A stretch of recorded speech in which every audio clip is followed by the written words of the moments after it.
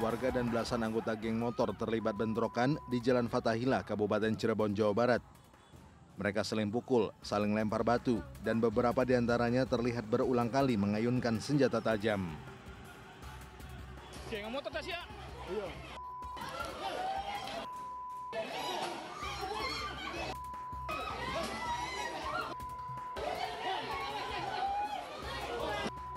Seorang remaja dan seorang warga bahkan terus melanjutkan perkelahiannya di depan sebuah warung makan.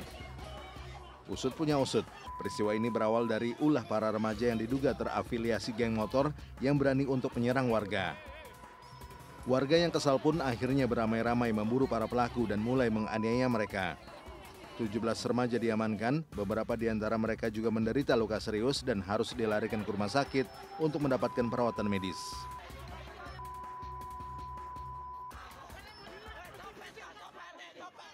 Mereka konvoi dengan menggunakan atribut bendera yang besar dan juga ada yang membawa senjata tajam.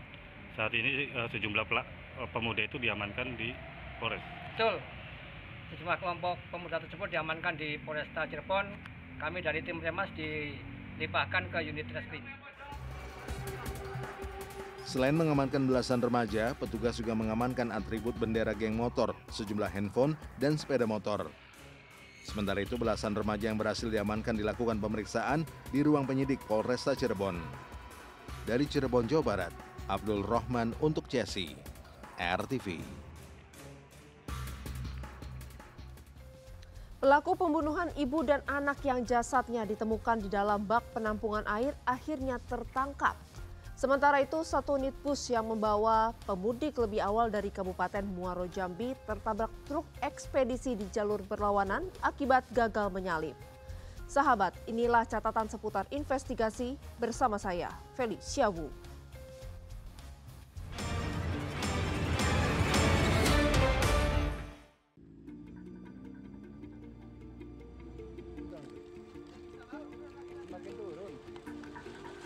Satu unit bus bermuatan 30 penumpang mengalami tabrakan dengan truk ekspedisi di Jalan Lintas Timur Sumatera, kilometer 52, Kabupaten Muaro Jambi.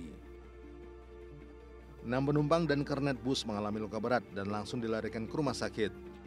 Menurut polisi, kecelakaan bermula saat truk ekspedisi yang akan menuju ke Pekanbaru Riau berupaya mendahului kendaraan di depannya dengan mengambil jalur kanan.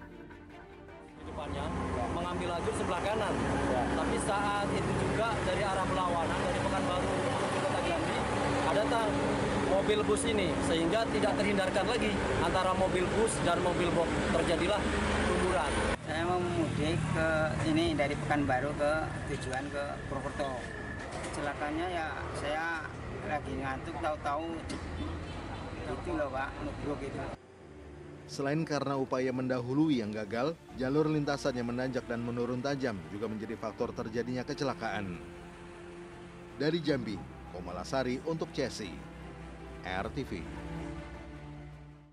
Sesosok jasad pria ditemukan dengan kondisi dicor di saluran air bangunan ruko di daerah Rawamangun, Pulau Gadung, Jakarta Timur.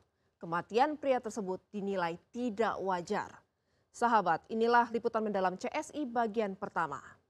Emosi dan sakit hati, bos ruko dihabisi.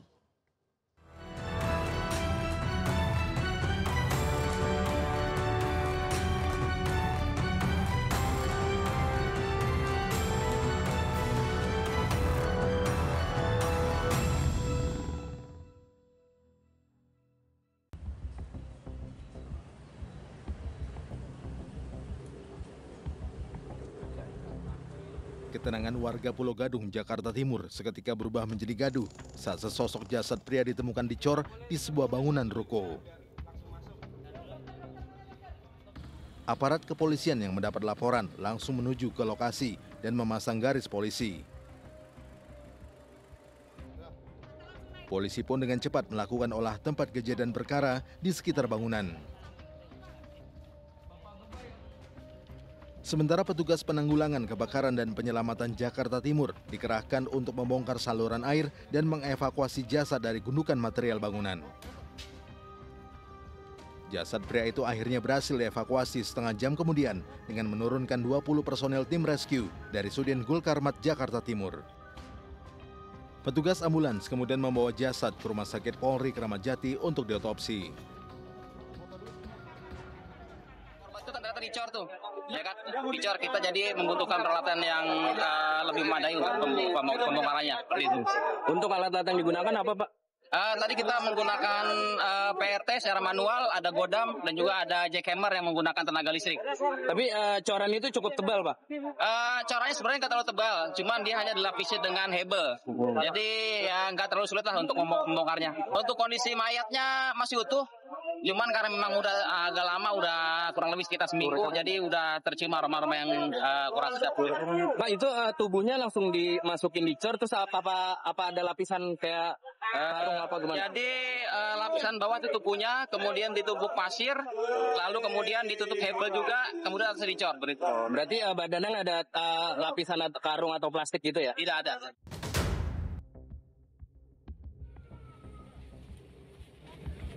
Wadugaan, pria Malang itu menjadi korban pembunuhan yang dilakukan oleh orang yang dikenalnya. Jika memang demikian, lantas apa sebenarnya yang melatar belakangi pembunuhan tersebut? Dari Jakarta, Aprianto untuk CSI, RTV. Misteri tewasnya pria yang jasadnya dicor akhirnya terkuak. Pria yang diketahui berinisial JS itu dibunuh oleh orang kepercayaannya sendiri.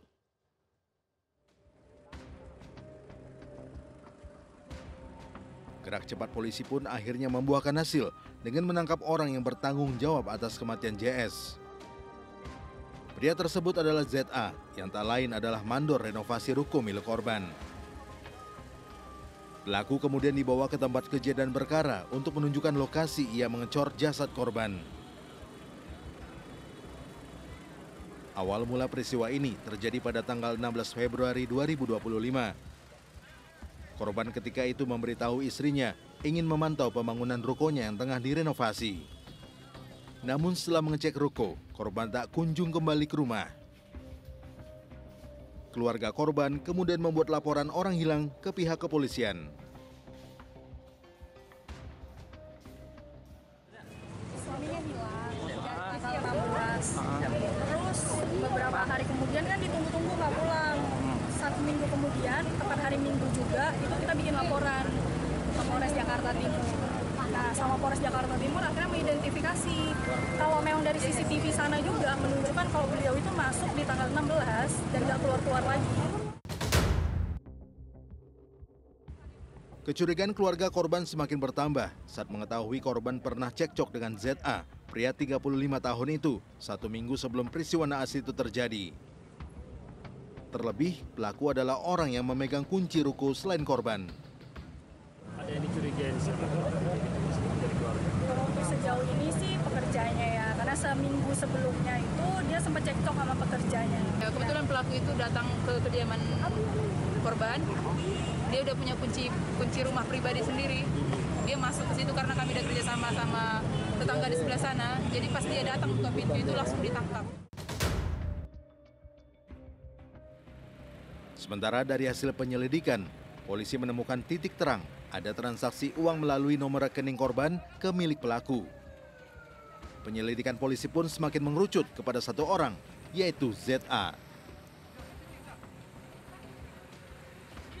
HP korban masih dipegang oleh terduga pelaku. Disitulah terjadilah pengungkapan kasus ini dari HP yang dibawa oleh HP korban yang masih dibawa oleh terduga pelaku, dan juga ada transferan. Jadi ATM-nya diambil dan ditransfer diambil uangnya dari ATM, dan juga ada transferan uang juga ke rekening terduga pelaku. Berdasarkan pengakuan ZA, motif pembunuhan sendiri lantaran pelaku emosi kepada korban. Keduanya sempat cekcok terkait masalah banyaknya bahan bangunan yang hilang dan korban mengajak pelaku ke kantor polisi. Pelaku menyetujuinya apabila korban membayar gajinya sebesar Rp900.000. Korban yang geram lalu menampar dan memukul pelaku. Pelaku pun naik pitam dan membalas dengan memukul korban dengan hebel. Korban langsung terjatuh hingga akhirnya meninggal dunia dan kemudian jasadnya dicor pelaku di saluran air di ruko tersebut. Selain pelaku, polisi juga mengamankan sejumlah barang bukti berupa cangkul, batu hebel, telepon genggam, dan pakaian.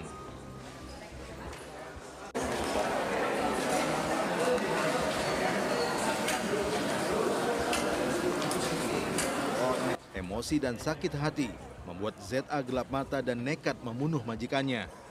Kini ia harus menerima hukuman atas segala perbuatannya dan menghabiskan hari-harinya di balik jeruji penjara.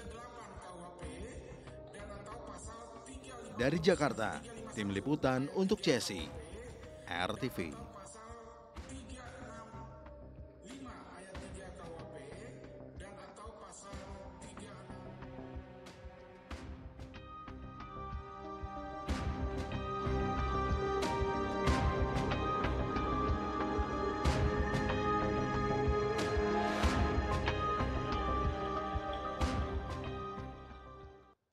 Sahabat RTV, waspadalah saat jam berbuka puasa karena maling asal Jember, Jawa Timur yang satu ini kerap beraksi pada waktu-waktu tersebut.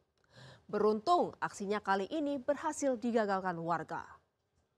Golek sandal lek gepuk. Ono kancane iki. Kene wis golek sandal kan enak.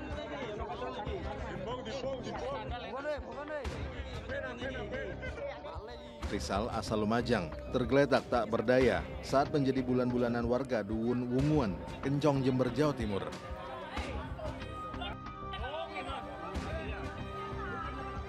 Warga akhirnya beramai-ramai menelanjanginya lantaran kesal Rizal saat itu tengah berupaya mencuri sebuah sepeda motor yang terparkir di teras rumah. Lebih miris lagi, hal itu ia lakukan saat di jam berbuka puasa. Dari hasil pemeriksaan polisi, pria berusia 25 tahun itu tidak beraksi seorang diri. Ada satu rekannya lagi yang melarikan diri saat terpergok warga. Ya, saya ditelepon sama warga, langsung saya mendatangi TKP, terus saya amankan. Terus saya bawa ke puskesmas. Informasi dua yang satu kabur. Yang saya tahu cuma satu tempat. Diparkir di halaman. Sudah pindah tempat. Ketahuan. Pelaku yang sempat dibawa ke rumah sakit kini langsung menjalani pemeriksaan di Mapolsek Kencong. Atas perbuatannya, pelaku dijerat pasal 363 tentang pencurian dengan pemberatan dan terancam hukuman maksimal 7 tahun penjara. Dari Jember, Jawa Timur, Galeh Mega untuk CSI, RTV.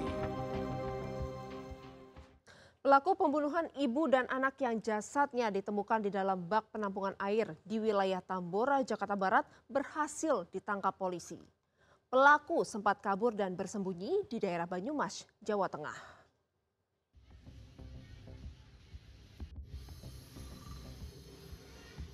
Warga Jalan Angke Barat, Tambora, Jakarta Barat sempat digegerkan dengan penemuan 2 jasad di dalam bak penampungan air.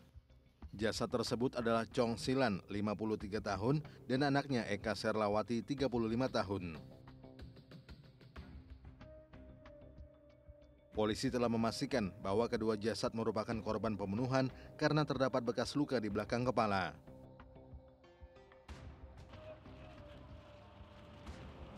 Dua hari usai penemuan jasad, pelaku pembunuhan kedua jasad itu akhirnya ditangkap tim gabungan unit Reskrim Polsek Tambora dan Satreskrim Polres Metro Jakarta Barat. Pengejaran dilakukan hingga ke tempat persembunyian pelaku di daerah Banyumas, Jawa Tengah. Pada saat kami tangkap, memang di sana ada salah satu barang bukti terkait senapan angin maupun sepeda motor ataupun barang-barang yang terkait dengan kejahatan tersebut. Kini polisi masih mendalami motif pembunuhan pelaku dan memastikan hubungan antara pelaku dengan kedua korban hingga tega membunuh dan memasukkan jenazah ke dalam bak penampungan air. Dari Jakarta, Reza Heri Pamungkas untuk CSI, RTV. Berkendara dengan selamat di jalan raya tidak hanya membutuhkan keahlian, namun juga kewaspadaan dan kepatuhan lalu lintas. Berikut tips dari Brigadir Susan agar Anda terhindar dari maut di jalan raya. Halo sahabat RTV, pelanggaran lalu lintas terjadi hampir setiap hari. Dan pada hari ini ada pelanggaran apa yang sudah terekam? Mari kita saksikan bersama videonya. Waduh, sahabat lihat nih. Ada angkot ugal-ugalan, bikin geram. Lihat nih, jalan raya sudah kayak arena balapan. Sampai-sampai kendaraan lain tidak bisa melintas, sahabat. Saya, sahabat RTV dan juga teman-teman yang melihat aksi seperti ini juga pasti sangat kesal. Karena bukan hanya menghambat lalu lintas, sahabat. Hal ini juga sangat merugikan jika terjadi kecelakaan yang mengakibatkan banyak pengendara di sekitarnya bisa dirugikan. Dan kalau sudah tertangkap nih sahabat, biasanya mengeluarkan jurus beribu alasan agar tidak ditahan. Nah sahabat RTV, perlu diketahui bahwa pada Undang-Undang Lalu Lintas dan Angkutan Jalan nomor 22 tahun 2009 pada pasal 283 menyebutkan bahwa pengemudi yang menyebabkan atau membahayakan keselamatan orang dapat dikenai pidana kurungan 3 bulan atau denda maksimal Rp750.000. Untuk itu selalu patuhi aturan dan jangan menerobos dimanapun Anda berada. Demikian informasi dan tips dari Brigadir Susan, sampai jumpa.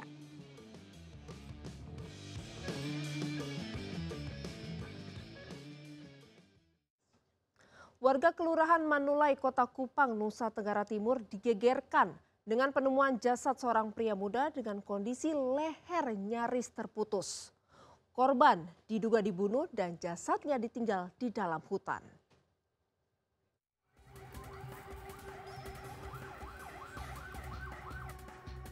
Sesosok jasad pria ditemukan warga dalam hutan di Kelurahan Manulai 2, Kecamatan Ala, Kota Kupang, Nusa Tenggara Timur.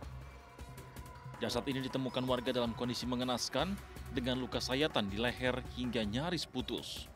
Diduga pria ini menjadi korban pembunuhan dengan benda tajam. Korban ditemukan pertama kali oleh sepasang suami istri yang kebetulan melintas di jalur tersebut. Dari hasil pemeriksaan, selain luka pada leher, terdapat luka gores pada bagian tubuh dan juga beberapa ruas jari yang terputus. Dari awal kami luka tebas leher, kemudian luka di jari, kemudian besar karena tangkisan, kemudian ada luka lecet. Sementara yang kami dapatkan informasi secara kasat mata seperti itu. Jasad korban telah dibawa ke Rumah Sakit Bayangkara Titus Uli Kupang untuk diotopsi. Dari Kupang, Nusa Tenggara Timur, Efron Suna, RTV. Kejahatan selalu ada di sekitar kita dan kewaspadaan menjadi satu-satunya cara menghindarkan diri dari bahaya. Saksikan catatan seputar investigasi setiap Senin hingga Jumat pukul 23.00 waktu Indonesia Barat. Dan jangan lupa subscribe akun YouTube Catatan Seputar Investigasi untuk mendapatkan informasi kriminal lainnya. Saya Felicia Wu, terima kasih dan sampai jumpa.